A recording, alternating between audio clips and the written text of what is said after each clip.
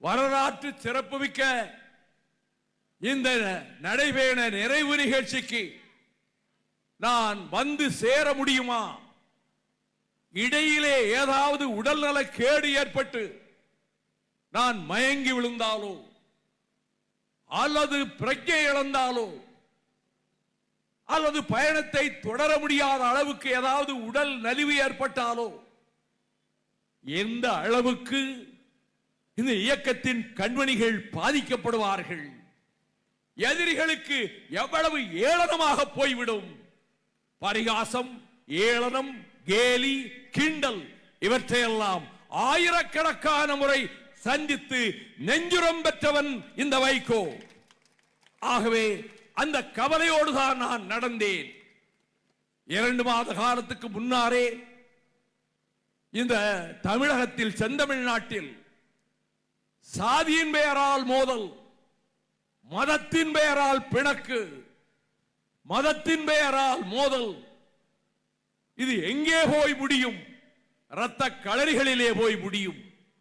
அமைதி பூங்காவாக திகழ்ந்து கொண்டிருக்கின்ற தமிழகம் நவகாளியை போன்ற நிலையை சந்திக்க நேரிடும். இதற்கு ஒரு முற்றுப்புள்ளி வைப்பதற்கு go to the people, live among them, learn from them என்ற அறிஞர் அண்ணாவின் வாசகங்களை மனதிலே கருதி மக்களிடம் செல்வோம், அவர்களிடம் முழக்கம் எழுப்புவோம். சாதி மதத்தின் பெயரால் வேற்றுமை வேண்டாம், பூசல் வேண்டாம், மோதல் வேண்டாம், கலகம் வேண்டாம் என்பதை எடுத்துரைப்பதற்காக, விழிப்புணர்வை ஏற்படுத்துவதற்காக இந்த நடைபயணத்தை யாரிடமும் ஆலோசனை கேட்காமல் நான் கழகத்தினுடைய அமைப்பு கூட்டத்திலே நான் தெரிவித்தேன். அதன்படி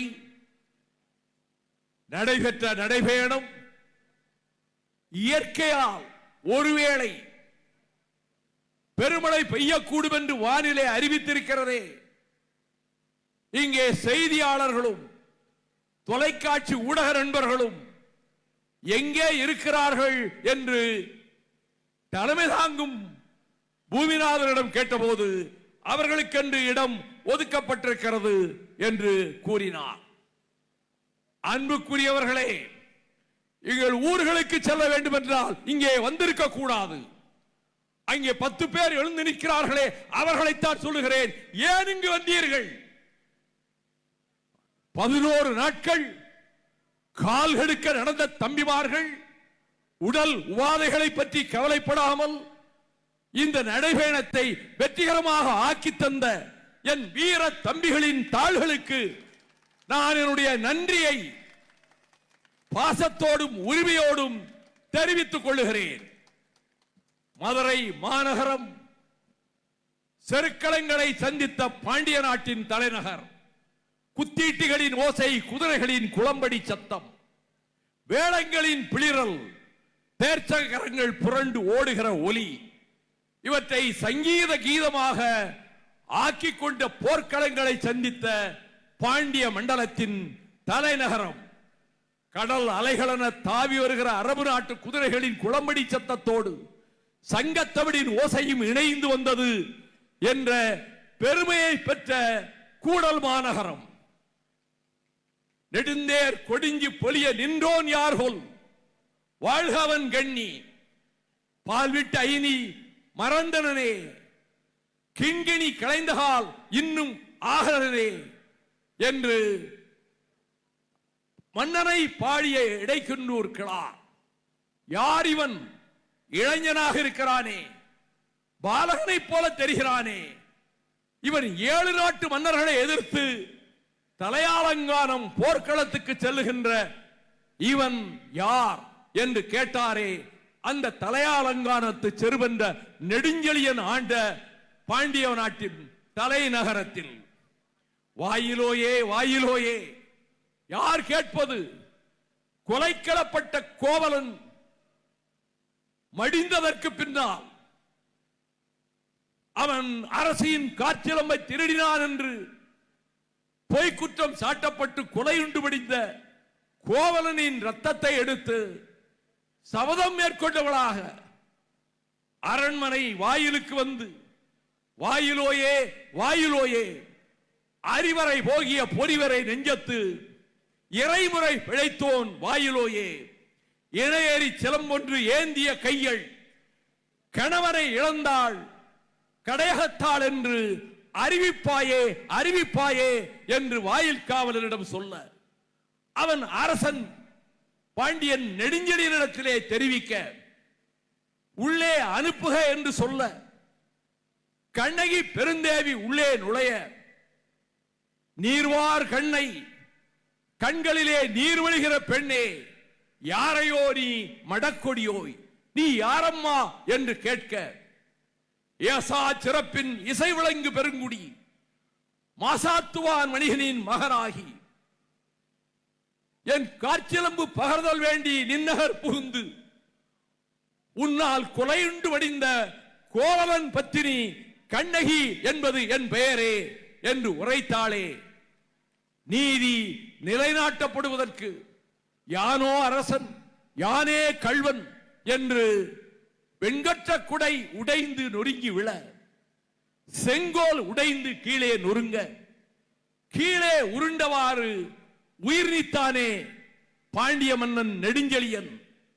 நீதியை காக்க தன்னுயிரை தந்ததால் சேரன் செங்குட்டுவன் அது பற்றி குறிப்பிடுகிற போது, வல்வினை வளைத்த கோலை மன்னவன் செல்லுயிர் செல்கையில் நிமிர்த்தி சென்றது என்று அரசியல் பிழைத்தோர்க்கு அறம் கூற்றாவதும், உரைசால் பத்திரிகை உயர்ந்தோர் ஏற்றலும், ஊழ்வினை உறுத்து வந்து ஊட்டும் என்பதும் யாற்றுதும் ஞாபகம் பாட்டுடை செய்யுள் என்று இளங்கோவடிகள் தீட்டிய சிலப்பதிகாரத்தில் புதூர் புகார் நகரமும் மதுரை நகரமும் வஞ்சி நகரமும் ஒரே வரிசையிலே வர்ணிக்கப்பட்டு, புலிக்கொடியும் மீனக்கொடியும் வில்கொடியும் சமமானவை என்ற கருத்தை பதிய வைத்த இளங்கோவடிகள் இந்த மதுரை மூதூரினுடைய பெருமைகளை சொல்லுகிற போது, மதுரை காஞ்சியிலே இடைக்குன்னூர் கிழார் எதை சொன்னாரோ அதே போல எத்தனை தெருக்கள் இருக்கின்றன, அத்தனை தெருக்களிலும் அங்காடிகள் இருக்கின்றன. பட்டு ஆடைகளை விற்பதற்கு ஒரு தெரு, தங்க ஆபரணங்களை விற்பதற்கு ஒரு தெரு, தானியங்களை விற்பதற்கு ஒரு தெரு என்று அனைத்தையும் விவரித்துவிட்டு, மதுரை காஞ்சி என்று ஏன் பெயரிட்டார் என்றால், மதுரை என்பது இடப்பெயர், காஞ்சி என்றால் நிலையாமை, வாழ்க்கை நிலையாமை. அது வாழ்க்கை நிலையற்றது என்பதை சுட்டிக்காட்டி, நீ போர்க்களங்களை மட்டுமே பார்த்து கொண்டிருந்தால் இந்த நாட்டு மக்களினுடைய துயரத்துக்கு யார் பதில் சொல்வது, வேளாண் பெருமக்களுக்கு யார் பதில் சொல்வது என்று அறிவுரை புகட்டிய மதுரை காஞ்சி சுட்டிக்காட்டுகின்ற மதுரை மாநகரில் நடைபயணத்தில் 11வது நடைபயணத்தை வெற்றிகரமாக நடத்தி முடித்து, நான் கவலைப்பட்டதை போல எந்த விபரீதமும் எனக்கு ஏற்பட்டு விடாமல் நான் நிம்மதியாக, இனி எனக்கு எந்த பிரச்சனை வந்தாலும் கவலை இல்லை, இந்த இயக்கத்துக்கு உறுதுணையாக உறுதுணை உதவிட என் தம்பிமார்களுக்கு, என் கழக கண்மணிகளுக்கு உற்சாகமும் ஊக்கமும் உருவாக்கிட இந்த நடைபயணம் பயன்பட்டது என்பது மட்டுமல்ல, மோதல்கள் இருக்கக்கூடாது, சாதிமத மோதல்கள் இருக்கக்கூடாது என்று வழிநடுக சொல்லி வந்தேரே. நாங்கள் இந்துக்களுக்கு எதிரிகள் அல்ல, வைணவத்துக்கு விரோதிகள் அல்ல, சைவ சமயத்துக்கு எதிர்ப்பாளர்கள் அல்ல, அனைத்து சமயங்களையும் வருகிற வழியிலே நம்முடைய தாங்குகிற பூமிநாதன் ஏற்பாட்டில் இந்து சமயத்தைச் சேர்ந்த அடிகளாரும் கிறிஸ்தவ மார்க்கத்தை சேர்ந்த பாதிரியாரும் இஸ்லாமிய மதத்தைச் சேர்ந்த இமாமும் என்னிடத்தில் இந்திய அரசியல் சட்டத்தின் வடிவத்தை கொடுத்து என்னை வாழ்த்தினார்கள். நாங்கள் சைவ வைணவ சமயங்களுக்கு எதிரிகள் அல்ல என்று கூறுவதற்கு காரணம், வைணவ சமயத்திலே இருக்கக்கூடிய 108 திருப்பதிகளிலே ஒரு திருப்பதி தான் தென்திருப்பேரை. அதுதான் என் முதல் நடைபயணம்.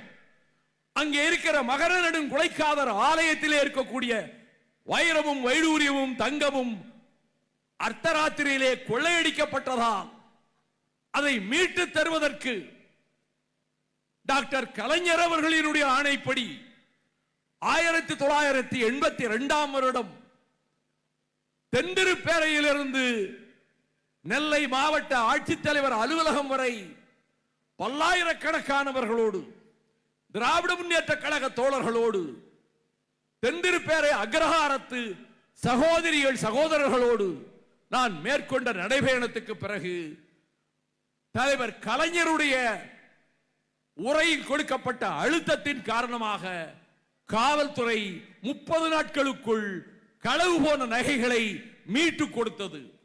என் முதல் நடைபயணத்தின் நோக்கம் வெற்றி பெற்றது. இங்கே வைகை ஆறு பாய்ந்து ஓடுகிறது. சில வேளைகளிலே தண்ணீர் வருவதில்லை. இந்த வைகை ஆற்றினுடைய வரலாற்றை மாணிக்கவாசகர் வரலாற்றோடு பொருத்தி பார்த்தால் நரிகள் பரிகளானதும் பரிகள் நரிகளானதும் அது பற்றிய திருவாசக சொற்களும் நமச்சிவாய வாழ்க நாதன் தாழ்வாழ்க என்று தொடங்குகின்ற திருவாசகத்தையும் இந்த மண்டலத்தில் அப்படிப்பட்ட உணர்வுகள் தழைக்க வேண்டும் என்பதற்காக சமயங்களுக்கு நாங்கள் எதிரிகள் அல்ல என்று சொல்லுகிறேனே, இந்த வைகைக்கே தண்ணீர் வந்திருக்காது. முல்லை பெரியாறு பென்னிக்கு அணை உடைபட்டு போயிருக்குமானால், அன்றைய கேரளத்தினுடைய சிலருடைய வஞ்சக திட்டம் நிறைவேறி இருக்குமானால், அணை உடைந்திருக்குமானால் 5 மாவட்டங்களில் லட்சக்கணக்கான ஏக்கர் பாசனங்கள் தண்ணீரின்றி தரிசு நிலங்களாகும். இந்த நான்மாடக்கூடல் நகரத்துக்கே குடிக்க தண்ணீர் கிடைக்காது. இதை சொல்லி இந்த மாநகரத்தில் 5 முறை நான் உண்ணாநிலை அறப்போரை தம்பி பூமிநாதன் உள்ளிட்டோருடைய துணையோடு நான் நடத்திவிட்டு இந்த மதுரையம்பதியிலே இருந்து தியாகராயர் கல்லூரிக்கு அருகிலே இருக்கக்கூடிய திடலிலே இருந்து புறப்பட்டு நடந்தே சென்று கூடலூர் வரையிலும் 1க்கு 3 முறை நான் நடத்திய நடைபயணங்கள், அந்த நடைபயணங்களின் விளைவாகவும் 678 ஊர்களுக்கு கம்பம் அப்பாஸ் அவர்களோடு சென்று பென்னிக்குக் அணை உடைந்தால் உங்கள் வாழ்வு பாலைவனமாகிவிடும், பஞ்ச பிரதேசமாகிவிடும் இந்த பாண்டிய மண்டலம் என்று ஊரூராக எடுத்து சொன்ன போது எங்கேயும் நான் கட்சி கொடியை கட்டிக்கொண்டு போனதில்லை. அனைத்து கட்சி தோழர்களும் என்னை வரவேற்றார்கள். இந்த முல்லை பெரியாறு அணையை பாதுகாக்க வேண்டும் என்று சொல்லி 10 லட்சம் பேரை கம்பம் பள்ளத்தாக்கிலே திரட்டுவதற்கு நடைபயணம் பயன்பட்டது. அந்த நோக்கம் நிறைவேறியது. உச்ச நீதிமன்றத்திலே அணை பாதுகாக்கப்பட்டது. இந்த செந்தமிழ்நாட்டின் வாழ்வும் பாதுகாக்கப்பட்டது. என் நடைபயணத்தின் நோக்கமும் நிறைவேறியது. அந்த மேற்கு தொடர்ச்சி மலையினுடைய ஒரு பகுதியாக இருப்பதுதான் தேனி மாவட்டத்து அம்பரப்பர் மலை. அந்த அம்பரப்பர் மலையிலே 12 லட்சம் டன் வெடிமருந்துகளை வைத்து வெடித்து தகர்த்து உள்ளே ஒரு பெரும் சுரங்கத்தை அமைத்து அதிலே நீட்ரினோவினுடைய காந்த கல்லை கொண்டு வந்து வைத்து அமெரிக்காவிலே இருந்து அந்த அணுக்கதிர் வீச்சு நேரடியாக அந்த உலைக்குத்தான் வந்து சேரும். தேனி மாவட்டத்தில் சுற்றுவட்டாரத்தில் இருக்கக்கூடிய வீடுகள் கட்டிடங்கள் எல்லாம் தரைமட்டமாகும். பென்னிக்கு கட்டிய அணை உடைந்து நொறுங்கும். கேரளத்திலே கட்டியிருக்கிறார்களே 570 அடி உயரத்திற்கு அவ்வளவு உயரமான இடுக்கி அணையும் உடையும். எனவே இந்த நியூட்ரினோ திட்டத்தை இந்தியாவினுடைய தலைமை அமைச்சர் Narendra Modi, that is my dream project, என்னுடைய கனவு திட்டம், அதை நிறைவேற்றிய தீர்வேன் என்று சொன்னாரே, அந்த திட்டத்தை எதிர்த்து நான் 2018 மார்ச் 31ஆம் தேதி மதுரை மாநகரினுடைய ஒரு பகுதியிலே இருந்து நடைபயணமாக புறப்பட இன்றைய முதலமைச்சர் மாண்புமிகு தளபதி ஸ்டாலின் அவர்கள் புலிவில் கயல் இலச்சனை பிடித்த கொடியை என் கையிலே கொடுத்து உங்கள் நடைபயணம் ஜெயிக்கட்டும் என்று வாழ்த்தி அனுப்பினார். நான் நேரடியாக கூடலூர் கம்பம் செல்லாமல் பல்வேறு கிராமங்களுக்கு ஊர் ஊராக சென்று நீட்டினோ திட்டத்தை எதிர்த்து பிரச்சாரம் செய்துவிட்டு பிறகு உயர்நீதிமன்றத்திலும் மதுரை கிளையிலே வழக்கை தொடுத்து என் மதிப்புக்குரிய வழக்கறிஞர் அஜ்மல் கான் என்னென்ன வாதங்களை எடுத்து வைக்க வேண்டும் என்று ஆணித்தரமாக என்னிடத்திலே அழுத்தம் திருத்தமாக எடுத்து கூற நான் உயர்நீதிமன்றத்திலே 2.5 மணி நேரம் வாதங்களை எடுத்து வைத்ததற்கு பிறகு அந்த நீதிமன்றம் நீட்டினோ திட்டத்துக்கு தடை விதித்தது. அந்த தடை விதித்து 16 ஆண்டுகளாகின்றன.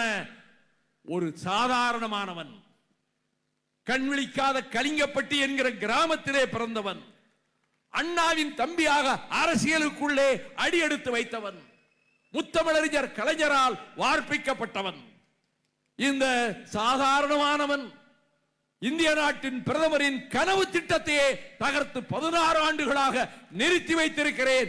அதற்கு வந்த நடைபயணம் காரணமாக இருந்தது. நான் மேற்கொண்ட நடைபயணங்களில்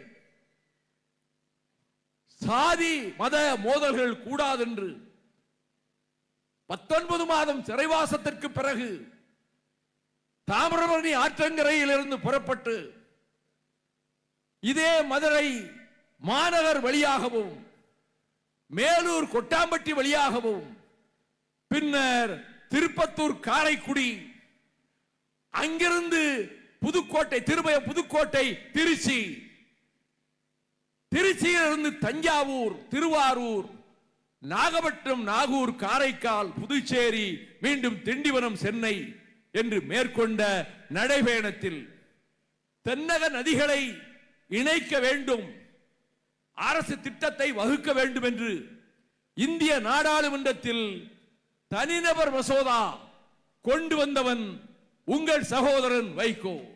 இந்திய நாட்டிலே இருக்கக்கூடிய அனைத்து அரசியல் கட்சிகளும் தலைவர்களும் அதை ஆதரித்தார்கள்.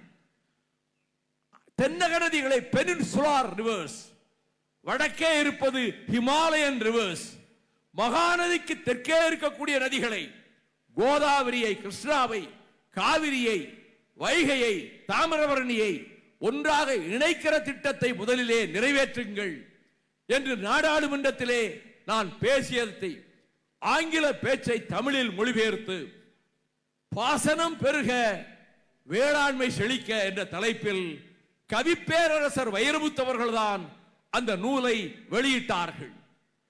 ஆக நதிகளை இணைக்கின்ற விழிப்புணர்ச்சியையும் அந்த நடைபயணத்தில் வற்புறுத்தியவாறே விவசாயிகளே, நீங்கள் நட்டப்படலாம், நிலங்களை விற்றுவிடாதீர்கள். இந்த உலகத்தில் இன்னும் சில ஆண்டுகளுக்கு பிறகு கொடிய உணவு பஞ்சம் வரப்போகிறது. அப்பொழுது உங்கள் 1 ஏக்கர் பூமி பல கோடி ரூபாய் மதிப்பை பெறும். இப்பொழுது விற்காதீர்கள், அவசரப்பட்டு தேவைக்காக நிலங்களை விற்காதீர்கள். அதுதான் உங்களுக்கு கருவூலமாக அமையப் போகிறது என்று நான் சொன்னதை பல கிராமங்களில் வைகோ அன்றே சொன்னாரே, அவசரப்பட்டு நம் நிலத்தை விற்றுவிட்டோமே என்று கவலைப்பட்ட விவசாய பெருங்குடி மக்களை நான் அறிவேன். இதையும் எடுத்து சொல்லியவாறு மதுவின் பிடியில் நாசமாகி கொண்டிருக்கக்கூடிய தமிழகத்தை அதிலிருந்து விடுவிக்க வேண்டும். வளரும் தலைமுறையின் வாழ்வு பாழாகிவிடும், இளம் பெண்களினுடைய வாழ்வு சூறையாடப்படும் என்று மதுவின் கொடுமைகளையும் எடுத்து சொல்லி, அதற்கு பிறகு அதைவிட கொடிது ட்ரக்ஸ், போதை பொருள். அந்த போதை பொருள் ஸ்டாம்ப் சைஸிலே, அஞ்சல் தலை வடிவிலே நாக்கிலே ஒட்டிக்கொண்டால் சில நிமிட நேரங்களில் மின்சாரம் நாடி நரம்புகளில் ஊடுருவதைப் போல அந்த போதை உணர்ச்சி உடம்புக்குள்ளே ஊடுருவும். மூளையின் செயல்பாடு மறத்து போகும். மனிதன் மிருகமாக மாறுவான். அப்படிப்பட்ட LSD மாத்திரைகள், பிரவுன் சுகர் ட்ரக், போதை பொருள், இப்படிப்பட்ட போதை பொருட்கள், நான் வருத்தத்தோடு சொல்லுகிறேன், கல்லூரிகளுக்குள்ளே இப்பொழுது பிரவேசிக்க ஆரம்பித்து விட்டன. பெண்கள் கல்லூரியிலும் பெண்கள் பள்ளியிலும் கூட ஒரு சிலர் இந்த போதை பொருளுக்கு அடிமையாகக்கூடிய விபரீதம் ஏற்பட்டு விட்டது என்பதை நான் உணர்ந்து, தமிழ்நாடு ஒரு பஞ்சாப் ஆகிவிடக் கூடாது, நம்முடைய பிள்ளைகளின் எதிர்காலம் பாழாகிவிடக் கூடாது.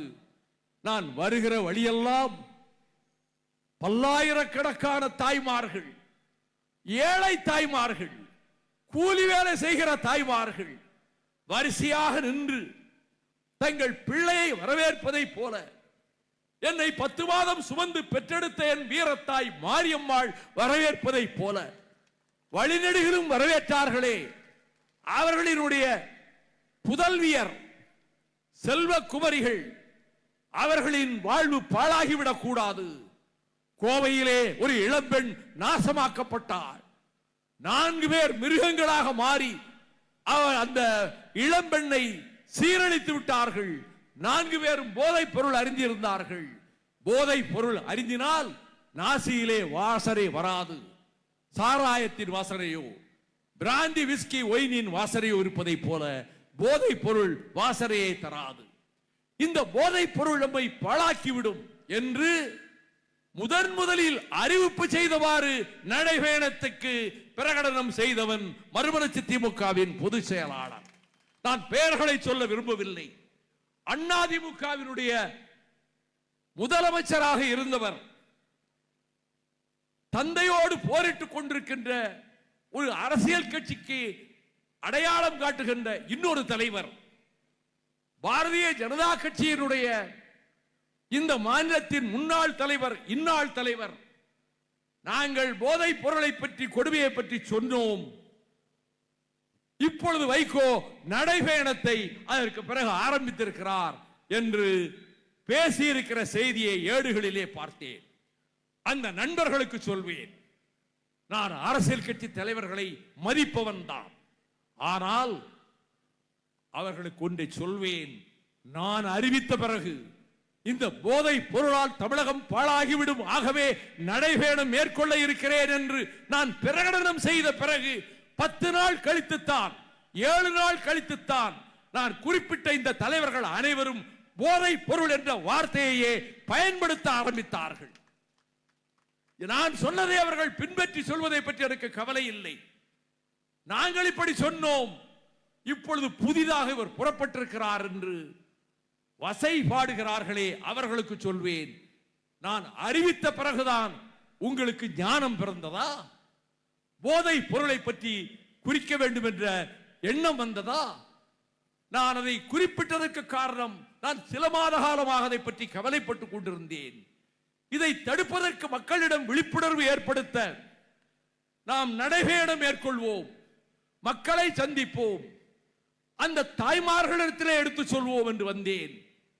நான் வருகிற வழியெல்லாம் நான் குறிப்பிட்டதை போல அன்றாடங்காட்சிகள், செல்வம் இல்லாதவர்கள், பணவசதி இல்லாதவர்கள், ஏழை தாய்மார்கள் என்னை பாசத்தோடு வரவேற்றார்களே, அந்த தாய்மார்களின் காலடிகளுக்கு என் சிறந்தாழ்ந்த நன்றியை தெரிவித்துக் கொள்ளுகிறேன். அவர்களுடைய பிள்ளைகளின் எதிர்காலத்தை பற்றிய கவலையால் தான் நான் இந்த காரியத்திலே ஈடுபட நேர்ந்தது. சைவ வைணவ சமயங்களை சார்ந்தவர்களே, நான் ஒன்றை குறிப்பிட விரும்புகிறேன். நான் பகுத்தறிவு இயக்கத்தை சேர்ந்தவன் தான்.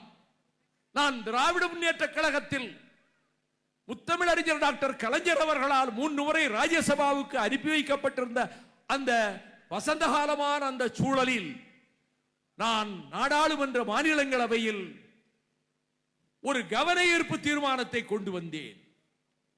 தமிழ்நாட்டிலே இருக்கக்கூடிய வைணவ கோவில்களின் கர்ப்பகிரக மூலஸ்தானத்திலே இருக்கக்கூடிய சிலைகளை 82ஆம் வருடம் அமெரிக்க வாஷிங்டனில் நடைபெற்ற பெஸ்டிவல் ஆஃப் இந்தியா, இந்தியாவின் திருவிழா என்ற நிகழ்ச்சிக்கு இந்த சிலைகளை அனுப்பி வைக்க தவறான யோசனையின் காரணமாக அன்றைய தலைமை அமைச்சர் இந்திரா காந்தி முடிவெடுத்ததை, காஞ்சி பெரியவாளாக இருந்தாரே முன்பு சங்கராச்சாரியார், இது கூடாது என்று கடிதம் எழுதினார், பலன் இல்லை. நான் கவன ஈர்ப்பு தீர்மானத்தில் அனைத்து முக்கிய கட்சிகளினுடைய தலைவர்களையும் கையெழுத்தையும் பெற்று வாதத்தை தொடங்கினேன். அப்பொழுது சொன்னேன், கோயில் மூலஸ்தானத்து சிலைகளை நீங்கள் அனுப்புகிறீர்களே, அது பழுதடைந்தால், அது சேதமடைந்தால் எத்தனை கோடி பக்தர்களினுடைய உள்ளம் புண்படும். கோயிலுக்கு செல்லுகிற பக்தன் தெரியாமல் அதனுடைய சுவற்றிலே, காம்பவுண்ட் சுவற்றிலே கால்பட்டு விட்டாலும் செங்கல்லை தொட்டு கும்பிடுகிறான், அதற்கு புனிதம் இருப்பதாக கருதி கொண்டு. சிலைகளையே அனுப்புகிறீர்களே, அதற்கு சேதம் ஏற்பட்டு விட்டால் கோடானு கோடி பக்தர்களின் உள்ளம் நொறுங்கி போகுமே, ஏன் இந்த பாவத்தை செய்கிறீர்கள், அனுப்பாதீர்கள் என்ற போது அந்த துறை அமைச்சராக இருந்த ஒரிசா மாநிலத்து அரச குடும்பத்தை சேர்ந்த சிங்தேவ் எழுந்து, those idols have been insured, அதற்கு காப்பீடு செய்யப்பட்டிருக்கிறது என்று சொன்னார். நான் உடனே கேட்டேன், what rate you have fixed for that bhakti, பக்திக்கு என்ன ரேட் வைத்திருக்கிறீர்கள் என்று நான் கேட்டேன். பாரிஸ் நகரத்திலே இருக்கக்கூடிய மோனோலிசா ஓவியத்தை, அந்த சித்திரத்தை அந்த மக்கள் போற்றி பாதுகாக்கிறார்கள். அடால்ஃப் ஹிட்லர் பிரான்ஸ் மீது படையெடுத்து பிரெஞ்சு நாட்டை அடிமையாக்கி ஸ்வஸ்திக் கொடியை பறக்கவிட்ட அந்த காலகட்டத்தில் மோனோலிசா ஓவியத்தையும் அங்கிருந்து கொண்டு வாருங்கள் என்று கட்டளையிட்ட போது நாஜி படைகளினுடைய தளபதிகள் சொன்னார்கள், பிரெஞ்சு தேசமே மீண்டும் ஒரு புரட்சியை சந்திக்கும், அந்த ஓவியத்தை நாம் இங்கே கொண்டு வரக்கூடாது என்று அந்த முயற்சியை கைவிட்டார்கள். ஒரு ஓவியத்தை கூட அனுப்புவதற்கு தடை செய்கிறார் என்றால், கோயில் மூலஸ்தானத்து சிற்பங்களை எப்படி நீங்கள் வெளியே அனுப்பலாம் என்று கேட்டு அந்த வாதம் நண்பகலிலே உணவு இடைவேளைக்காக நிறுத்தப்பட்ட போது அத்வானி என்னை ஆதரித்து பேசினார், ஜஸ்வந்த் சிங் என்னை ஆதரித்து பேசினார், வடபுலத்து தலைவர்கள் பலரும் ஆதரித்து பேசினார்கள். நண்பகல் இடைவேளை நேரத்தின் போது பிற்பகலிலே தொடர்கிற வாதத்தில் மேலும் என்ன கேள்வி தொடுக்கலாம் என்று நான் என்னுடைய கோப்புகளை புரட்டி கொண்டிருந்த போது என் தோளிலே ஒரு லேசான அடி விழுந்தது. நான் திடுக்கிட்டு திரும்பி பார்த்தேன். நாடாளுமன்ற மைய மண்டபத்தில் எந்த தலைவரை பார்த்தால் அவர் கால்களை எம்பிக்கள் தொட்டு கும்பிடுகிறார்களோ, அந்த முதுபெரும் தலைவர், காங்கிரஸ் கட்சியினுடைய தலைவர் கமலபதி திருவாதி என் முதுகுக்கு பின்னாலே நின்று கொண்டிருந்தார். நான் திரும்பி பார்த்தேன். அவர் சொன்னார், மை டியர் யங் ஃப்ரெண்ட், இந்த சபையில் ஒரு உருப்படியான வாதத்தை நீ கொண்டு வந்திருக்கிறாய், அதை பாராட்டுவதற்காகத்தான் நான் இங்கே உன்னிடம் உன் இருக்கைக்கு வந்தேன் என்று சொன்னார். என்னுடைய வாதத்தினுடைய அடிப்படையில் அந்த முயற்சி கைவிடப்பட்டது. தலைமை அமைச்சர் இந்திரா காந்தி தன் முடிவை மாற்றிக்கொண்டார். நான் சமயத்திலே நம்பிக்கை கொண்டவர்களுக்கு சொல்லுகிறேன், நீங்கள் பூஜை செய்து வழிபடுகிற, நைவேத்தியம் செய்கிற, உங்களுடைய வணக்கத்தை தெரிவிக்கிற கோவில்களின் மூலஸ்தான சிலைகளுக்கு இப்படி ஒரு ஆபத்து வந்ததென்று வேறு எவராவது முயற்சி எடுத்ததுண்டா?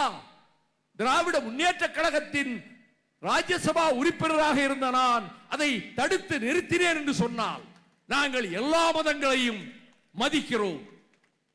இங்கே மதங்களின் மோதல் ஏற்பட்டுவிடக் கூடாது, இரத்த களரிகள் ஏற்பட்டுவிடக் கூடாது. அதை தொடக்கத்திலே முதன்மை செயலாளர் பேசுகிற போதே, யாதும் ஊரே யாவரும் கேளிர், பிறப்புக்கும் எல்லா உயிர்க்கும் என்ற கோட்பாடுகளை தந்த தமிழகத்தில் சாதியின் பெயரால், மதத்தின் பெயரால் எந்த மோதலும் ஏற்படக்கூடாது என்று நான் மீண்டும் வற்புறுத்தி சொல்லுகிறேன். மீனாட்சி அம்மன் கோவில் இருக்கிறது. சுந்தரேஸ்வரர் மீனாட்சி அம்மன் திருமண வைபவத்துக்கு பிறகு அந்த சடங்கு வெளியே வருகிற பக்தர்களுக்கு மஞ்சள் கைத்த இந்த பெண்களுக்கு கொடுக்கிறவர்கள் அந்த கோயிலுக்கு வெளியே குடியிருக்கின்ற முஸ்லிம்கள். இது நீண்ட காலமாக இந்த பழக்கம் தொடர்ந்து கொண்டிருக்கிறது. சபரிமலை ஐயப்பன் கோயிலுக்கு செல்லுகிற பக்தர்கள் எரிமேலி என்கின்ற ஒரு ஊரில் முழுக்க முழுக்க முஸ்லிம்கள் வாழ்கின்ற அந்த ஊரில் அதை கடந்துதான் சபரிமலை ஐயப்பனை தரிசிக்க போக வேண்டும். அந்த ஊரிலே வாழுகிற முஸ்லிம்கள் விளையாட்டு திடல் என்ற பெயரோடு எரிமேலி என்கிற அந்த ஊரில் அந்த வழியாக செல்லுகிற பக்தர்களுக்கெல்லாம் வாழ்த்தும் பரிசும் வழங்கி அனுப்பி வைக்கிறார்கள் என்பது உங்களில் எத்தனை பேருக்கு தெரியும்? ஆக இஸ்லாமியர்கள் இந்துக்களை மதிக்கிறார்கள். அதனால் தான் மீனாட்சி அம்மன் கோயிலில் இருந்து வெளிவருகிற பக்தர்களின் கைகளிலும் மஞ்சள் கயிற்றை இங்கே வாழ்கிற முஸ்லிம்கள் தருகிறார்கள். 100 ஆண்டுகளுக்கு மேலாக அறுபடை வீடுகளிலே தலைமையான இடமாகிய படை வீடாகிய திருப்பரங்குன்றத்தில் துள்ளி வருகுது வேல் தமிழ் பகையே தூர விலகிரில் என்று சொல்லுகின்ற வேல்வாங்கிய முருகன், குன்றுதோராடும் முருகன், அவன் திருப்பரங்குன்றத்திலும் கல்யாண கோலத்திலே குடியிருக்கிறான். லட்சக்கணக்கான பக்தர்கள் அங்கும் சென்று வருகிறார்கள். அங்கே அந்த மலையிலே முஸ்லிம்கள் போய் தொழுகிற தர்காவும் இருக்கிறது. எந்த பிரச்சனையும் 100-150 ஆண்டுகளாக ஏற்பட்டதில்லை. இந்த வழக்கு பிரிவு கவுன்சில் வரை சென்றது. அங்கே இப்பொழுது கேட்கிறார்களே இந்துத்துவ சக்திகள் விளக்கு ஏற்ற வேண்டும் என்று, அதற்கு அனுமதி கிடையாது என்று லண்டன் பிரிவு கவுன்சில் தீர்ப்பளித்தது போல் இங்கே உயர் நீதிமன்றங்களும் உச்ச நீதிமன்றமும் தீர்ப்பளித்தன. ஆனால் மதுரையிலே ஒரு நீதிபதி அங்கே விளக்கு அந்த தூணில் தான் போய் தர்காவுக்கு பக்கத்திலே ஏற்ற வேண்டும் என்று ஒரு தீர்ப்பை வழங்கினார். அதற்கு பிறகு சில வசனங்களையும் சொன்னார். ஒரு நீதிபதி he has crossed the boundaries, தன்னுடைய எல்லைகளை மீறிவிட்டார் என்று நான் சொன்னேன். மீண்டும் 3 நீதிபதிகள் அந்த நீதிபதியின் தீர்ப்பையே வரவேற்று தீர்ப்பு அளித்திருக்கிறார்கள்.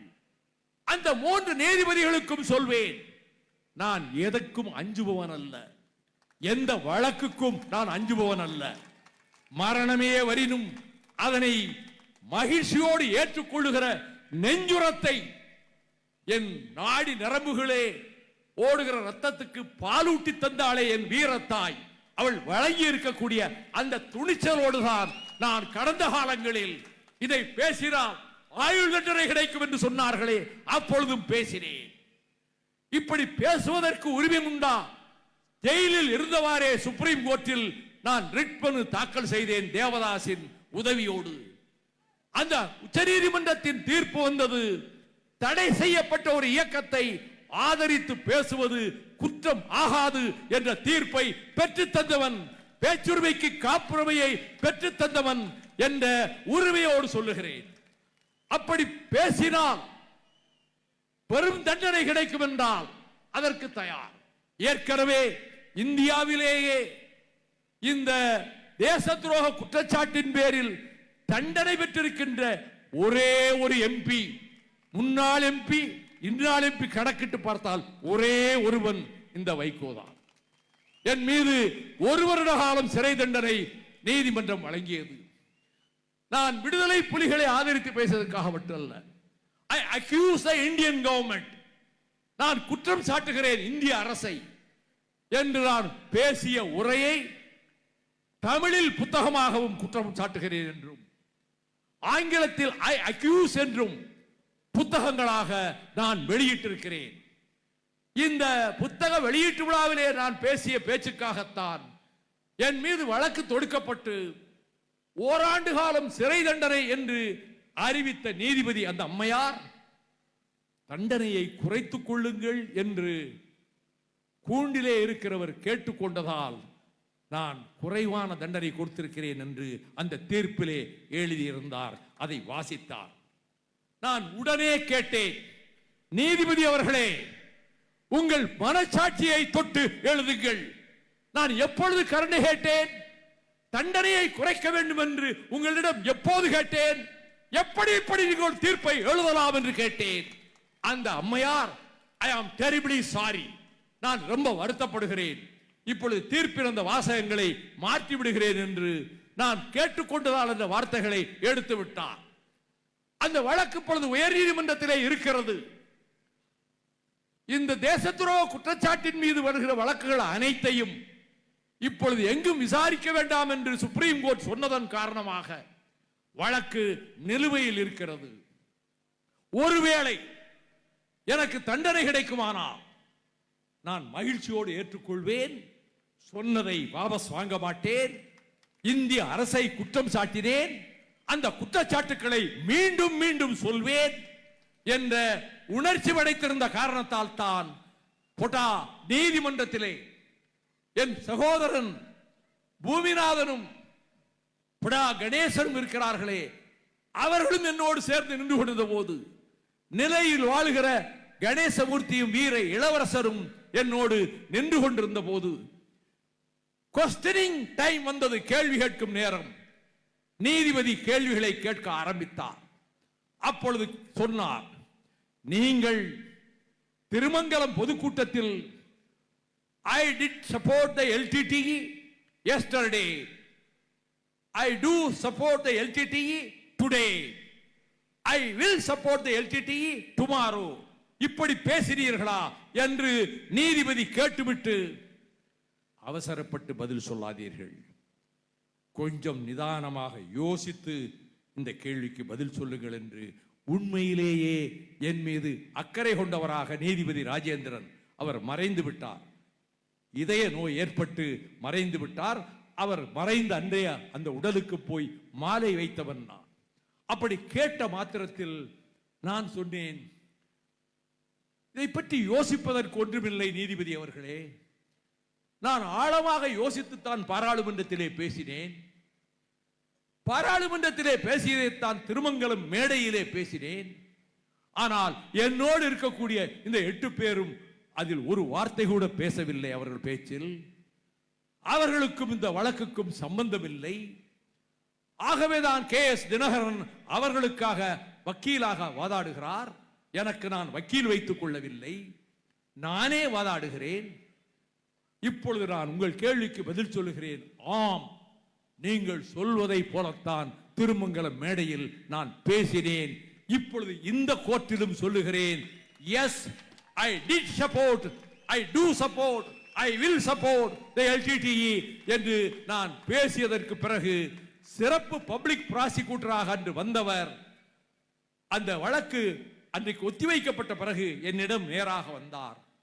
எங்களுக்கு வேலையே இல்லையே சர்க்கார் வக்கீலுக்கு, எல்லா குற்றச்சாட்டுகளையும் நீங்கள் ஏற்றுக்கொண்டே பதில் சொல்லுகிறீர்களே, இப்படி ஒரு வழக்கை நாங்கள் இதுவரை சந்தித்ததில்லை, குற்றவாளி கூண்டிலே உங்களை போன்ற ஒரு மனிதரை இதுவரை நாங்கள் பார்த்ததில்லை என்று சொன்னார்கள். ஆக என்னுடைய கருத்துக்களில் நான் உறுதியாகத்தான் இருக்கிறேன். இந்த தமிழகத்தில் மதவாதிகளினுடைய கோட்டம் ஒடுக்கப்படும், இந்துத்துவ சக்திகளினுடைய அக்கிரம ஆதிக்கம் தகர்க்கப்படும். RSS இந்துத்துவா VHP கூட்டங்கள் அலகாபாத் என்று அழைக்கப்பட்டு இப்பொழுது பிரயாக் நகர் என்று பெயர் மாற்றப்பட்ட நகரத்தில் 2022ஆம் வருடம் ஒரு மாநாட்டை கூட்டினார்கள். RSS VHP இந்துத்துவ சக்திகள் எல்லோரும் கலந்து கொண்டார்கள். அவர்கள் ஒரு பிரகடனத்தை வெளியிட்டார்கள், தர்ம சன்சத் என்று. அந்த பிரகடனத்தில் இந்திய அரசியல் சட்டத்திலே இருந்து மதச்சார்பின்மையும் இங்கே செகுலரிசம் சோசியலிசம் நீக்கப்படும். இனிமேல் டெல்லி இந்தியாவின் தலைநகர் அல்ல, வாரணாசி தான் தலைநகர் ஆக்கப்படும். இனிமேல் இந்தியாவில் முஸ்லிம்களுக்கு ஓட்டுரிமை கிடையாது, இந்தியாவில் முஸ்லிம்களுக்கு எதிர்காலத்தில் குடியுரிமையும் கிடையாது, கிறிஸ்தவர்களுக்கு ஓட்டுரிமை கிடையாது, குடியுரிமையும் கிடையாது. இந்தியும் சமஸ்கிருதமும் மட்டுமே 8வது அட்டவணையிலே மொழிகளாக இடம்பெறும். இப்படி ஒரு கொடூரமான பயங்கரமான ஒரு பிரகடனத்தை வெளியிட்டார்களே, பிரதமர் அவர்களே, நீங்கள் இதை கண்டித்தீர்களா? உங்கள் அமைச்சரவையில் யாராவது கண்டித்தார்களா? அப்படியானால் இங்கே வாழக்கூடிய கோடானு கோடி முஸ்லிம்களுக்கு தலைமை தாங்கிய கண்ணியத்துக்குரிய காயிதே மில்லத் இஸ்மாயில் சாஹிப் அவர்கள் நாடு சுதந்திரம் அடைந்ததற்கு பிறகு முஸ்லிம் லீக் மாநாடு கராச்சியிலே டிசம்பர் 17, 18 தேதிகளில் 47 நடந்த போது அதிலே பாகிஸ்தான் பிரதமர் லியாகத் அலி கான் மொத்த பணத்தில் 17 லட்சம் இந்திய முஸ்லிம்களுக்கு உரிமையானது நாங்கள் வழங்குகிறோம் என்றவுடன் எழுந்து ஆட்சேபகரமான குரலில் சல்லி காசு நாங்கள் வாங்க மாட்டோம் பாகிஸ்தானிடமிருந்து, அங்கே இருக்கக்கூடிய முஸ்லிம்களுக்கு ஏதாவது ஆபத்து ஏற்பட்டால் உடனே தகவல் அனுப்புங்கள், நாங்கள் உங்களை பாதுகாக்கிறோம் என்று சொன்ன லியாகத் அலி கானுக்கு நீ யார் எங்களை பாதுகாப்பதற்கு?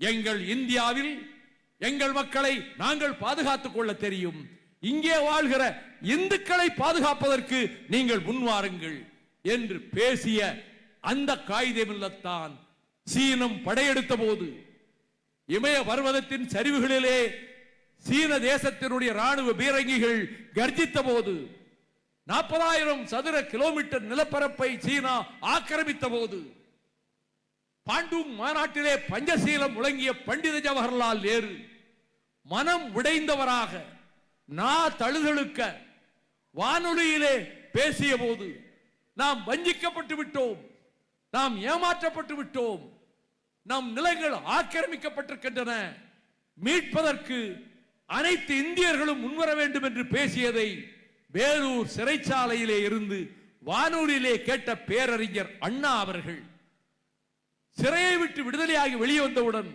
வேலூர் கோட்டை மைதானத்திலே பேசுகிற போது வீடு இருந்தால் தான் ஓடு மாற்ற முடியும், இந்தியா என்ற உபகண்டம் இருந்தால் தான் நாம் பிரிவினை கேட்க முடியும், கூர்மையான கொம்புகளை உடைய காளை மாடு அலங்காநல்லூர் ஜல்லிக்கட்டிலே சீறி பாய்ந்து வருகிறதே காளை மாடு, அதை போல கூறிய கொம்புகளை உடைய காளை மாடு அங்கே இருந்து பாய்ந்து வருகிறது, கருப்பு குடையை கையில் பிடித்துக் கொண்டு நான் போகிறேன், அந்த குடையை பிடித்துக் கொண்டு முன்னே சென்றால் அது புத்திசாலித்தனம் அல்ல, நான் குடையை மடக்கி திண்ணையில் ஏறிக்கொண்டேன், மாடு சென்றதற்கு பிறகு எப்பொழுது தேவையோ அப்பொழுது குடையை நான் விரிப்பேன் என்று பேசினார். அந்த அறிஞர் அண்ணாதான் தன்னுடைய கன்னி பேச்சில் we demand the right of self determination, சுய நிர்ணய உரிமையை நாங்கள் கோருகிறோம் என்று பேச்சின் தொடக்கத்திலே சொல்லிவிட்டு I belong to the Dravidian stock, நான் திராவிட இனத்தை சேர்ந்தவன், I am proud to call myself a Dravidian, நான் திராவிடன் என்று சொல்லிக் கொள்வதிலே பெருமைப்படுகிறேன் என்று பேசிய பேச்சினுடைய நிறைவு நேரத்தில் பேச்சை முடிக்கிற போது மீண்டும் அதனையே வற்புறுத்தினார், we demand the right of self determination. இதை அதே ராஜ்யசபாவில் அதே நாடாளுமன்ற மாநிலங்களவையில் மீண்டும் அந்த அவைக்கு செல்லக்கூடிய வாய்ப்பை திராவிட முன்னேற்ற கழகம் எனக்கு வழங்கியதால் முதலமைச்சர் அன்பு சகோதரர் மாண்புமிகு தளபதி அந்த ஏற்பாட்டுக்கு உடன்பட்டு எனக்கு அந்த வாய்ப்பை தந்திருந்த காரணத்தால் நான் கடைசியாக உரையாற்றிய போது பிரியாவிடை கூட்டமாக நடந்த போது ஓய்வு பெறுகிற எம்பிக்களுக்கு வாழ்த்து சொல்லுவதற்கு அனைத்து கட்சி தலைவர்களும் வாழ்த்திய போது அதற்கு பதில் வழங்கி பேசுகிற வாய்ப்பு எனக்கு கொடுக்கப்பட்ட போது நான் பதில் சொல்ல எழுந்து அந்த பேச்சிலே நான் குறிப்பிட்டேன், மகாராணா பிரதாப் சிங்கினுடைய வாழ்க்கை வீர சரித்திரத்தை சொன்னேன். மகாராணா பிரதாப் சிங் ஹால்டிகாடி யுத்தத்தில் அக்பர் பாதுஷாவினுடைய லட்சக்கணக்கான சைன்யத்தோடு மோதினான். அந்த சைன்யத்துக்கு தலைமை தாங்கி வந்தவன் ஜெய்ப்பூர் மன்னன் மான்சிங், அக்பரின் மைத்துனன். அந்த யுத்தகலத்திலே இருந்து அவன் மீது அவன் தேறி சென்ற சாட்டக் என்கின்ற குதிரை மின்னலாக பாய்ந்து செல்லக்கூடியது அலெக்சாண்டரின் பியூசி பேலஸ் குதிரையை போன்று. அது வேகமாக சென்றது. ஈட்டியை எடுத்து அந்த தலைமை தாங்கிற மான்சிங் மீது ராணா பிரதாப் சிங் வீசினான். அவன் ஆரோகணித்து வந்த அந்த யானை துதிக்கையிலே வாழ் கொண்டிருந்தது. இந்த படம் இன்றைக்கும் சித்திரம் இருக்கிறது. அந்த வாளை கொண்டு வீசியது துதிக்கையால் குதிரையின் தொடை பக்கத்தில் வெட்டு விழுந்தது. குதிரை சற்று தடுமாறியது. நாலா பக்கத்தில் இருந்தும் வேல்களும் அம்புகளும் ராணா பிரதாப் சிங்கை நோக்கி பாய்ந்து வந்தன. சேட்டக் குதிரை தன் எஜமானுக்கு உயிராபத்து ஏற்பட்டு விட்டது என்று எண்ணி அந்த போர்க்களத்தை விட்டு தனித்து ஓடியது.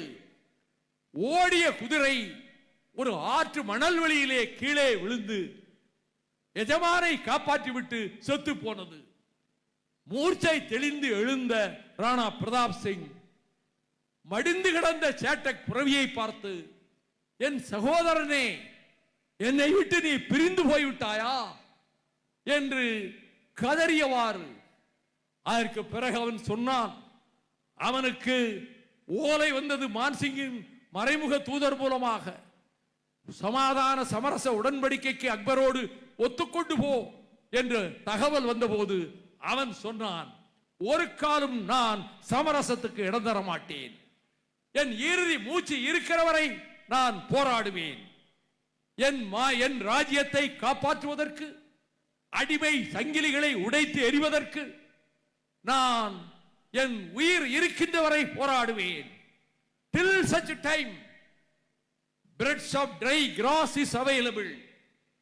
உலர்ந்த புற்களால் செய்யப்பட்ட ரொட்டி துண்டுகள் எனக்கு உணவாக கிடைக்கின்ற காலம் வரையில். Till such time water in streams available. ஓடுகிற நீரோடைகளிலே தாகத்தை தணிக்கின்ற நீர் கிடைக்கின்ற வரை. Till such time I breathe the air of this atmosphere. இந்த காற்று மண்டலத்திலே இருக்கக்கூடிய காற்றை சுவாசிக்கின்ற சக்தி எனக்கு இருக்கின்ற வரையில் I will raise my sword for the liberation of my motherland என்று அவன் அன்று சொன்னதை நான் சற்று மாற்றி சொன்னேன். for the liberation of தமிழீழம் என்று சொல்லிவிட்டு, அப்படிப்பட்ட உணர்வோடுதான் இங்கே நான் இன்றைக்கு பேசுகிறேன் என்று சொன்னதற்கு பிறகுதான் மார்க்சிஸ்ட் கட்சியைச் சேர்ந்த ஜான் பிரிட்டாஸ், மிகச்சிறந்த பாராளுமன்றவாதி, அவர் எழுந்து இந்த நாடாளுமன்றத்தில் என் சகோதரன் வைகோவை போன்றவனின் உரைகளை நான் கேட்டதில்லை. அவர் இந்த சபையை விட்டு போவது எங்களுக்கு மிகுந்த வேதனை அளிக்கிறது. ஆனால் அவரோடு இருந்த நாட்களை, இந்த சபையிலே வாதத்திலே பகிர்ந்து கொண்ட நாட்களை பசுமையாக என்றைக்கும் நான் நினைவிலே வைத்திருப்பேன் என்று கூறினார். நான் ஆளும் பிரதமர் நரேந்திர மோடிக்கு சொல்வேன், உங்களுக்கு வலதுகரமாக இடதுகரமாக உங்களின் பிரதிநிதியாக இருக்கக்கூடிய உள்துறை அமைச்சர் அமித்ஷா தமிழ்நாட்டுக்கு வந்து திமுக என்கிற கட்சியை துடைத்து எறிவோம், இருக்கிற இடம் செய்யலாமல் செய்வோம் என்று பேசிவிட்டு போனாரே, அந்த அமித்ஷாவை கேட்கிறேன். இந்த பாண்டிய மண்டலத்து தலைநகர் மானம் காத்த மாமதுரையிலே மண்ணிலே இருந்து கேட்கிறேன், என்ன திமிர் இருந்தால், என்ன அகம்பாவம் இருந்தால், என்ன ஆணவம் இருந்தால் 75 ஆண்டு கால வரலாறு கொண்டிருக்கக்கூடிய ஒரு திராவிட இயக்கத்தை அழிப்பேன், ஒழிப்பேன், இருக்கிற இடம் தெரியாமல் செய்வேன், துடைத்து எறிவேன் என்று பேசுகிற மமதை எப்படி உங்களுக்கு வந்தது? இந்த இயக்கத்தை பற்றி உங்களுக்கு என்ன தெரியும்?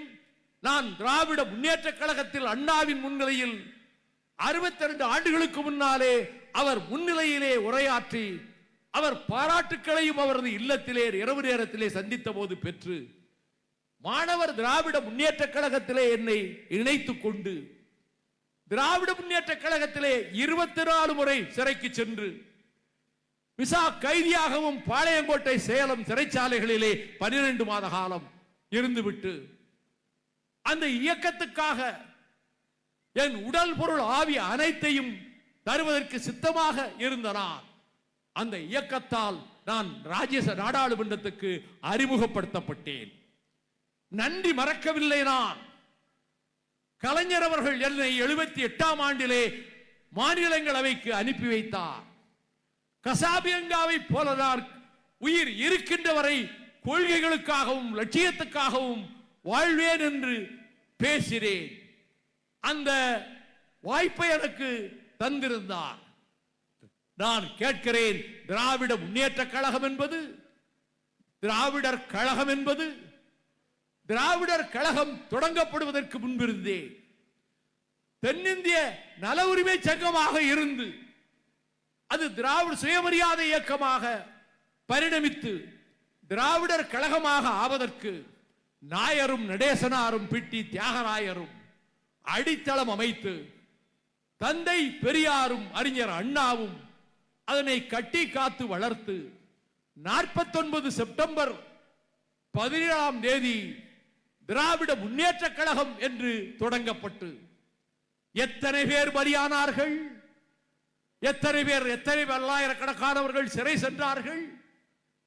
தூத்துக்குடி KVK சாமியும், உடையார்பாளையம் வேலாயுதமும், கோவை ஆரோக்கிய சாமியும், நெல்லிக்குப்பம் மஜீதும், மண்ணை பாண்டியனும் தங்கள் இன்னுயிர்களை தந்தார்களே. திராவிட இயக்கம் என்கிற எக்கு கோட்டை ரத்தத்தால், கண்ணீரால், வியர்வையால் கட்டி எழுப்பப்பட்டது. அந்த இயக்கத்தை அழிப்பேன் என்று சொல்வதற்கு எவரும் துணியவில்லை.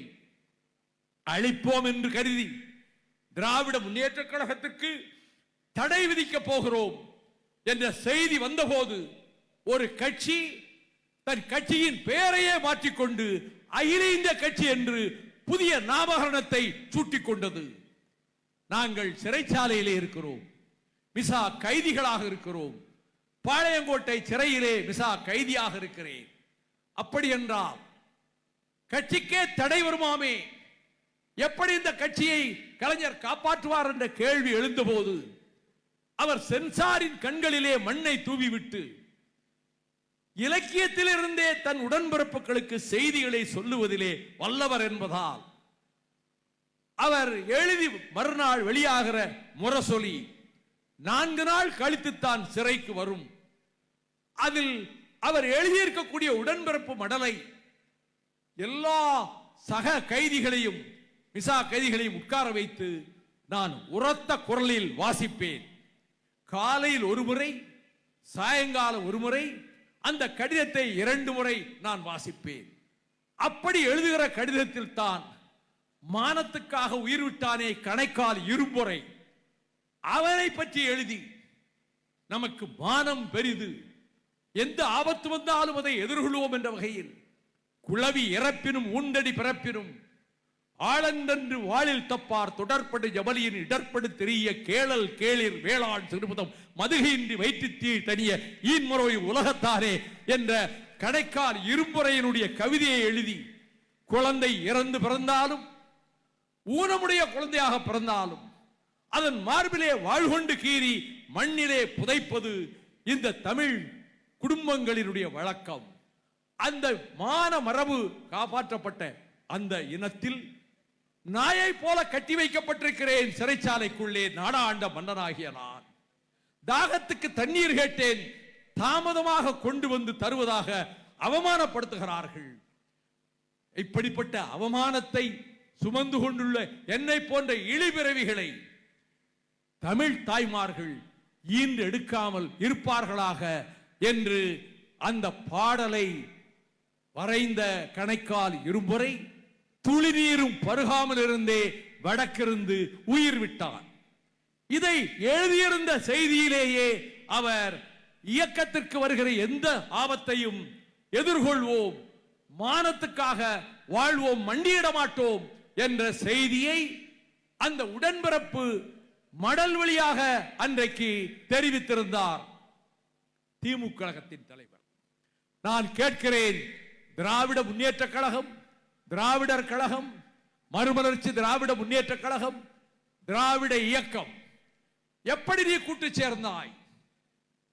நீ வெளியேற்றப்பட்டவன், திமுக கழகத்திலிருந்து நீக்கப்பட்டவன், எப்படி மீண்டும் திமுக கழகத்தோடு நீ இணைந்தாய்?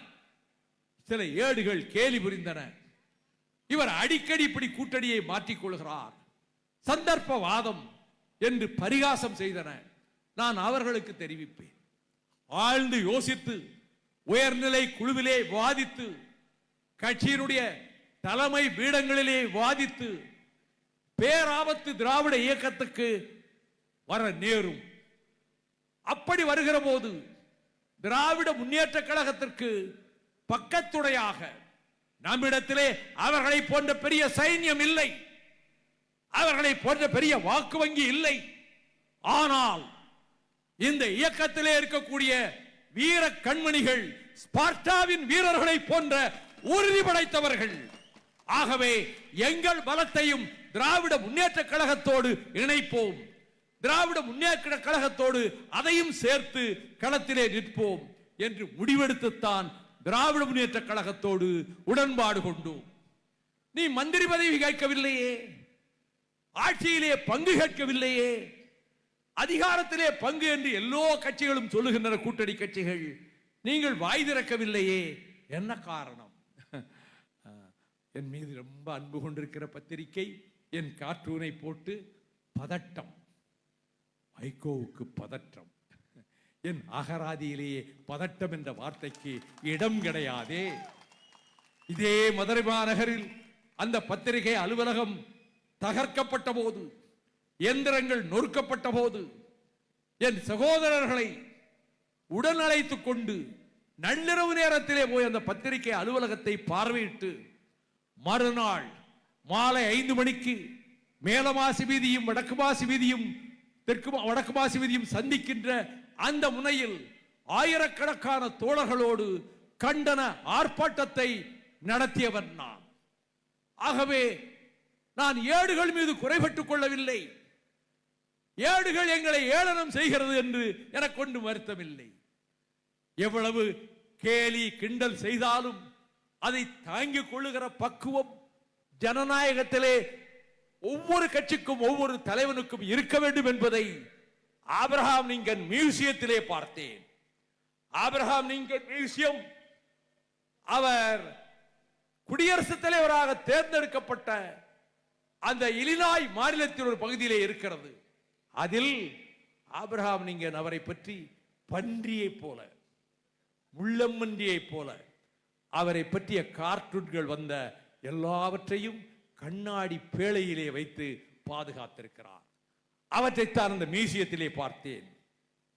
ஆபிரகாம் லிங்கன் அரசியலில் வழிகாட்டி என்று சிறைச்சாலையிலிருந்து என்னுடைய கண்மணிகளுக்கு எழுதிய கடிதத்தில் அரசியலுக்கோர் ஆபிரகாம் லிங்கன் என்று 5 வாரம் எழுதினேன்.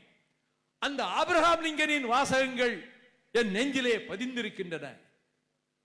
ஏளனம், பரிகாசம், கிண்டல், கேலி, கார்ட்டூன் இது சகஜம்.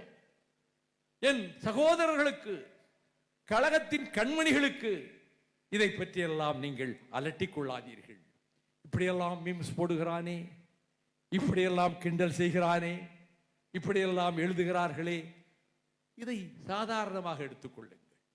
விமர்சனங்கள், ஏளனங்கள், கேலி, கிண்டல் இவையெல்லாம் அரசியலிலே ஒருவர் மீது வாரி வீசப்படுகின்ற, அதைத்தான் வசவாளர்கள் வாழ்க என்று அண்ணா சொன்னார்.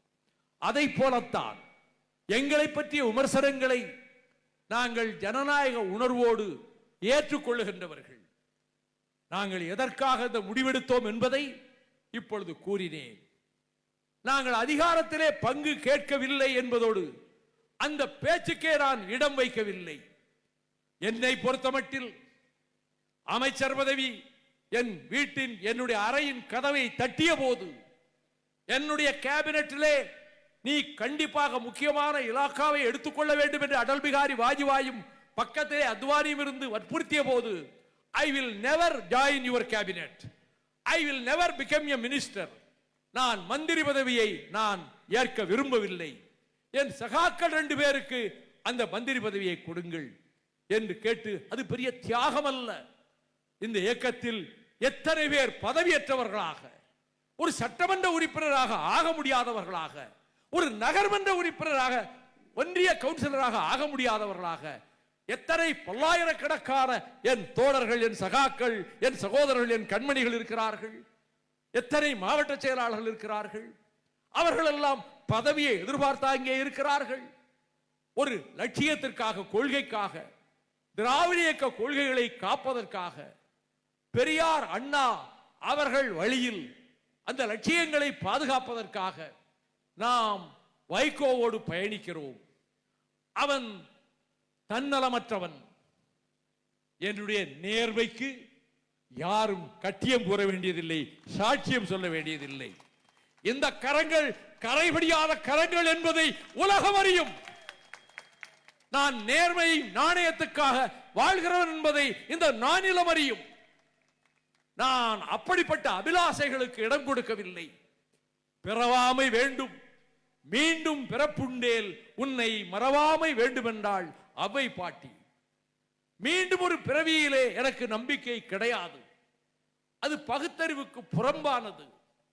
ஒரு முறைதான் பிறக்கிறோம், ஒரு முறைதான் இறக்கிறோம். இந்த ஜீவன் 81 வருடங்களை கடந்து வந்துவிட்டது. இந்த 81 வருடங்களில் நான் இந்த செந்தமிழ் நாட்டுக்கு நாசகார நச்சாலை ஸ்டெர்லைட் ஆலையை நிரந்தரமாக மூட வைத்தவன் இந்த வைகோ என்பதை எவராலும் மறுக்க முடியாது. நான் நடைபயணம் மேற்கொண்டேன் ஸ்டெர்லைட்டை எதிர்த்து. உயர் நீதிமன்றத்தில், உச்ச நீதிமன்றத்தில் வாதாடினேன். நெய்வேலி நிலக்கரி சுரங்கம் தமிழர்களினுடைய சொத்து. அது வடநாட்டு முதலாளிகளின் கைகளுக்கு போய் சேருவதற்கு டிஸ்இன்வெஸ்ட்மெண்ட் பாலிசியை வாஜ்பாய் சர்க்கார் அறிவித்தவுடன் 24 தொழிற்சங்கங்களை சேர்ந்தவர்கள் இது கூடாது, இது பண்டித நேருவால் காமராஜர் காலத்திலே ஆரம்பிக்கப்பட்ட தொழிற்சாலை, நவரத்தினங்களிலே ஒன்று, இது எங்கள் பூமி, எங்கள் ரத்தத்தை வியர்வையாக கொட்டியிருக்கிறோம் என்று அந்த தொழிற்சங்க தலைவர்கள் கையெழுத்திட்ட கடிதத்தை விமான நிலையத்திலே செந்திலதிபன் என்னிடத்திலே கொண்டு வந்து தர, மறுநாள் ராஜ்யசபா நாடாளுமன்றத்தில் நான் நெய்வேலி நிலக்கரி சுரங்கத்தை தனியார் மயமாக்க கூடாது என்று பேசிவிட்டு அந்த துறை அமைச்சர் ராம்விலாஸ் பாஸ்வானை அறையிலே போய் சந்தித்தேன். நீங்கள் பேசி பயனில்லை, கேபினெட் முடிவெடுத்து விட்டது, நெய்வேலி நிலக்கரி நிறுவனம் தனியாருக்கு தாரை வார்க்கப்படும், யாராலும் மாற்ற முடியாது என்று சொன்னார். நான் உடனே பிரதமருடைய அலுவலகத்துக்கு ஓடினேன். அவர் அன்றைக்கு சபைக்கு வரவில்லை, உடல் நலமில்லை. நான் நாடாளுமன்ற கட்டிடத்தில் இருந்தவாறே பிரதமர் வாஜ்பாயினுடைய தனி செயலாளரை தொலைபேசியில் தொடர்பு கொண்டு நான் அவசரமாக பிரதமரை சந்திக்க வேண்டும் என்றேன். அவருக்கு உடல் நலமில்லை, இன்றைக்கு பார்லிமெண்ட்டுக்கும் வரவில்லை, இன்று நீங்கள் சந்திக்க முடியாது என்றார். நான் சந்தித்தே தீர வேண்டும் என்று சொன்னதாக அவரிடம் சொல்லுங்கள், அவர் வாய்ப்பு கொடுப்பார் என்றேன். ஒரு அரை மணி நேரம் கழித்து எனக்கு அலைபேசியிலே அழைப்பு வந்தது, தொலைபேசியிலே அழைப்பு வந்தது. பிரதமர் உங்களை வர சொல்லி இருக்கிறார், சாயங்காலம் 7 மணிக்கு பிரதமர் வீட்டுக்கு வாருங்கள் என்றவுடன் நான் வீட்டுக்கு சென்று அவரை சந்தித்தேன். செந்திலதிபன் கொடுத்த அந்த தொழிற்சங்கங்களின் மனுவை அவரிடம் நீட்டினேன். ஒரு பார்வை, பருந்து பார்வையாக பார்த்துவிட்டு, கேபினெட் ஏற்கனவே முடிவு செய்து விட்டதே, என்எல்சி பிரைவேடைஸ் ஆகும் என்று, இனி எப்படி அந்த முடிவை மாற்ற முடியும் என்று கேட்டார்.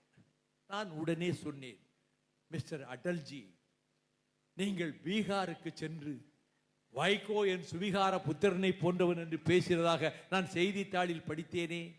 என் மீது அவ்வளவு அன்பும் பாசமும் நீங்கள் கொண்டிருந்தால் நான் ஏதாவது தமிழ்நாட்டுக்கு செய்ய வேண்டாமா? என்னால் தமிழ்நாடு பயனடைந்தது என்று என் அரசியல் பொது வாழ்விலே எனக்கு ஒரு மனதிலே நிம்மதி ஏற்பட வேண்டாமா? இந்த உதவியை நீங்கள் செய்யக்கூடாதா? இது நவரத்தினங்களில் ஒன்றுதானே, லாபம் பெறும் தொழிற்சாலை தானே, எங்கள் பூமி தானே, எங்கள் தொழிலாளர்களினுடைய ரத்தம் தானே வியர்வையாக கொட்டப்பட்டிருக்கிறது. இது எப்படி நீங்கள் விற்பனை என்றால் வடநாட்டு பெருமுதலாளிகள் அதை பங்குகளை வாங்குவார்களே, பறிபோய் விடுமே என்ற போது கண்களை மூடிக்கொண்டு, ஒரு வழக்கம் அதுதான், கண்களை மூடிக்கொண்டு 2 நிமிடம் அமைதியாக இருந்தார். பிறகு கண்களை திறந்தவாறு, I agree with you. NLC will not be privatized. I will change the cabinet decision. Cabinet முடிவை நான் மாற்றுகிறேன். நெய்வேலி நிலக்கரி நிறுவனம் தனியார் மயம் ஆக்கப்பட மாட்டாது என்று சொன்னபோது, இதை நான் பத்திரிகைகளுக்கு இப்பொழுதே தெரிவிக்கலாமா என்று கேட்டேன். Do it now itself from here itself, இங்கிருந்தே நீ பத்திரிகைகளுக்கு சொல்லலாம் என்றார். இந்து பத்திரிகையின் டெல்லி அலுவலகத்தினுடைய அங்கே இருந்த தலைமை நிருபரை நான் தொடர்பு கொண்டு சொன்னேன், பிரதமர் வாக்குறுதி அளித்து விட்டார், நெய்வேலி நிலக்கரி நிறுவனம் தனியார்மயமாக்கப்பட மாட்டாது. The disinvestment policy will be withdrawn. பிரதமரே இப்படி சொன்னாரா? அவர் பக்கத்தில் இருந்து தான் நான் பேசுகிறேன். மறுநாள் இந்து பத்திரிகை முதல் பக்கத்தில் கட்டம் கட்டி வெளியிட்டது, நெய்வேலி நிலக்கரி நிறுவனத்தை நாங்கள் தனியார்மயமாக்க மாட்டோம் என்று வைகோவிடம் பிரதமர் உறுதியளித்திருக்கிறார் என்று. அப்பொழுது அருண் ஷோரி துறை அமைச்சர் லண்டனில் இருந்தார் என்று. மறுநாள் தான் டெல்லிக்கு வருகிறார். நாடாளுமன்றத்திலே மைய மண்டபத்திலே அவரை சந்தித்து பிரதமர் இப்படி உறுதியளித்தார் நேற்றைக்கு, என்எல்சி பிரைவேடைசேஷன் வித்ரா பண்ண விட்டுவது. அப்படியா? ஆச்சரியமாக இருக்கிறதே. நான் பொய்யா சொல்லுகிறேன்? நாளை நான் பிரதமரை சந்தித்து விட்டு உங்களை 11 மணிக்கு தொலைபேசியிலே தொடர்பு கொள்கிறேன் என்றார். நான் 10 மணிக்கே அவருடைய அறையின் உதவியாளர் அறைக்கு சென்று விட்டேன். இதை தெரிந்து கொண்டு அவர் வேக வேகமாக வந்து, நான் தான் 11 மணிக்கு சொல்றேன்னு, எங்க செக்ரட்டரி ஜாயிண்ட் செக்ரட்டரி எல்லாம் என் ரூம்ல தான் இருக்காங்க. பிரைம் மினிஸ்டர் போய் கேட்டேன், ஆமா NLC privatisation has been cancelled, அதை வித்ரா பண்ணியாச்சு அப்படின்னு பிரைம் மினிஸ்டரே சொல்லிட்டாரு. நீங்கள் சொன்னது போலத்தான் அவர் தெரிவித்தார் என்றவுடன் நான் இன்றைக்கு சொல்லுகிறேன், இந்த தமிழ்நாட்டினுடைய நவரத்தினங்களில் ஒன்றான 30,000 தொழிலாளர்களுக்கு வாழ்வு கொடுக்கின்ற நெய்வேலி நிலக்கரி நிறுவனம் தனியார் மயமாக்கப்படாமல் தடுத்து நிறுத்தியவன் பெயர் மறுமலர்ச்சி திராவிட முன்னேற்ற கழகத்தினுடைய பொதுச் செயலாளரின் பெயர் என்பதை நான் இங்கே நினைவுபடுத்துகிறேன். இந்த செந்தமிழ் நாட்டின் உரிமைகளுக்காக, இதை பாதுகாப்பதற்காக நீட்டியோனுவுக்கு தடை வாங்கினோம், ஸ்டெர்லைட்டை மூட வைத்தோம், நெய்வேலியை காப்பாற்றி கொடுத்தோம். ஆக எங்கள் இயக்கம் தமிழ் நாட்டுக்கு, தமிழ் பூமிக்கு, தமிழ் மக்களுக்கு ஆற்ற வேண்டிய கடமைகளை நிறைவாக செய்திருக்கிறது. இனியும் தொடரும், தொடர்ந்து செல்வோம். இந்த இயக்கத்திலே இருக்கக்கூடிய கண்மணிகள், மாவட்ட செயலாளர்கள், தன்னலம் கருதாதவர்கள், என்னோடு பயணிக்கின்ற அவர்களுக்கு என் ஜீவனையே அர்ப்பணிக்க கடமைப்பட்டிருக்கிறேன். இந்த கட்சியை காப்பாற்றிக் கொண்டிருக்கிறார்கள். நடந்து வந்த தம்பிமார்கள் கால்கெடுக்க நடந்தார்களே, முகம் சுளித்தார்களா, முணுமுணுத்தார்களா, எங்கள் கால்களிலே புண் வந்து விட்டது, கொப்பளம் வந்து விட்டது என்று வருத்தப்பட்டார்களா? இல்லை. அப்படிப்பட்ட தீரர்களை, லட்சிய தீரர்களை மறுமலர்ச்சி திராவிட முன்னேற்ற கழகம் கொண்டிருக்கிறது. நான் அண்ணாந்து பார்த்தேன் ஆகாயத்தை. வானத்திலே நட்சத்திரங்கள் என் கண்களுக்கு படவில்லை. மழை வரக்கூடும் என்று வானிலையிலே அறிவித்தார்களே, பெருத்த மழை வந்து விட்டால் முதன்மை செயலாளர் வாங்கி கொடுத்த ரெயின் கோட்டுகளை கூட கொண்டு வராமல் அறையிலே வைத்து விட்டார்களே, கூட்டம் நடக்காமல் போய்விடுமே. அப்படியே மழையிலே நனைந்து கொண்டிருந்தாலும் நடுநிலையாளர்கள் இருக்க மாட்டார்களே. இந்த கூட்டம் வெற்றிகரமாக நடக்குமா, அல்லது பெருமழை பெய்து கூட்டத்திலே பாதி பேர் கலைந்து செல்கிற நிலை ஏற்படுமா என்ற கேள்வி என் மனதுக்குள் எழுந்தவாறே இந்த மேடைக்கு வந்தேன். இயற்கை தாயே, அவ்வப்பொழுது எனக்கு சின்ன சின்ன உபகாரங்களை செய்கிறாய், அவ்வப்பொழுது எனக்கு சின்ன சின்ன உதவிகளை செய்கிறாய். அந்த வகையில் இந்த 11 நாட்களும் நான் செம்மாந்து நடந்து வருவதற்கு, நெஞ்சை நிமிர்த்தி நடந்து வருவதற்கு, என் கால்களுக்கு வலுவையும் என் இதயத்துக்கு துணிவையும் தந்த இயற்கை தாயே, நான் ஆராதனை செய்கிறேன், என் நன்றியை தெரிவிக்கிறேன். தொடர்ந்து போராடுவேன். இறுதி மூச்சு என் சுவாச கோஷத்திலே, நாசியிலே அந்த சுவாச காற்று இருக்கின்ற வரையில், என் தொண்டை குழியிலே ஜீவன் இருக்கின்ற வரையில், இந்த செந்தமிழ் நாட்டுக்காக, இந்த புண்ணிய பூமிக்காக, உலகத்தின் முதலாவது நாகரிக தொட்டில் என்று வர்ணிக்கப்படுகிற தமிழ் நாட்டுக்காக, உலகில் எங்கே நாகரிகம் தோன்றியதென்றால் அது டைகிரிஸ் யூப்ரடிஸ் நதிக்கரைகளின் மெசபடோமியாவிலே அல்ல, நைல் நதி கரையிலே இருக்கிற எகிப்திலே அல்ல, கிரேக்கத்திலே அல்ல, ரோமாபுரியில் அல்ல, தமிழ்நாட்டில் தான் உலகின் முதல் நாகரிகம் தோன்றியது. காட்டுமிராண்டிகளாக அம்மணமாக மக்கள் உலகின் சில பகுதிகளிலே திரிந்து கொண்டிருந்த போது மெல்லிய பட்டாடைகளை நெய்கின்ற இடமாக இந்த தமிழ்நாடு இருந்தது. அந்த பட்டாடைகள் எகிப்துக்கும் ரோமுக்கும் கிரேக்கத்துக்கும் ஏற்றுமதி செய்யப்பட்டன. உலகில் மரக்கலம் செலுத்துகின்ற கலை முதலில் கண்டவன் தமிழன் தான். அதனால் தான் பண்டித ஜவஹர்லால் நேரு ஜெயிலில் இருந்தவாறு, நைனிட்டால் அகமது நகர் கோட்டை சிறைகளில் இருந்தவாறு தன் பிரிய மகள் பிரியதர்ஷினி இந்திராவுக்கு எழுதுகிற கடிதங்களில் உலக வரலாற்றை தொகுத்து எழுதினார். கிளிம்சஸ் ஆஃப் வேர்ல்ட் ஹிஸ்டரி என்று. அதில் சோழ சாம்ராஜ்யத்தை பற்றி எழுதுகிறார். மகளே, இந்தியாவின் இந்த உபகண்டத்திலே தெற்கே ஒரு பேரரசு இருந்தது. அதற்கு பெயர் சோழாயம் பெயர். அந்த சோழ பேரரசனுடைய கப்பல் படை வலிமை மிக்கதாக இருந்தது. யுத்தகலத்துக்கு செல்லுகிற யானைகளை அந்த கப்பலில் ஏற்றி கொண்டு போகிற அளவுக்கு அவ்வளவு பலமான கப்பல்களை அவர்கள் கட்டி எழுப்பினார்கள். அவர்கள் கீழ்த்திசை நாடுகளெல்லாம் ஜெயித்தார்கள்.